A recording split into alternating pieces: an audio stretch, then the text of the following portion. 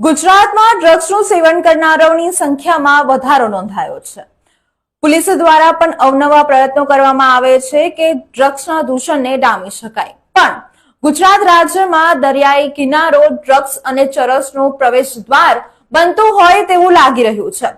છેલ્લા 3 મહિનાની વાત કરીએ તો પહેલા તો કચ્છ અને પછી દ્વારકા અને ત્યારબાદ ગીર સોમનાથમાંથી ચરસના પેકેટો દરિયાઈ કાંઠેથી બિનવારસી મળી આવ્યા છે. આ સિલસિલો યથાવત જોવા મળ્યો અને વલસાડ જિલ્લામાં પણ ડ્રગ્સ બિનવારસી મળી આવ્યું. વલસાડ જિલ્લામાંથી બિનવારસી 5 કરોડ 77 લાખનો ચરસનો જથ્થો મળી આવ્યો છે. હવે પોલીસ દ્વારા આ દિશામાં તપાસ શરૂ કરવામાં આવી છે કે આટલો મોટો બિનવારસી ચરસનો જથ્થો ક્યાંથી આવ્યો અને કોણે મંગાવ્યો.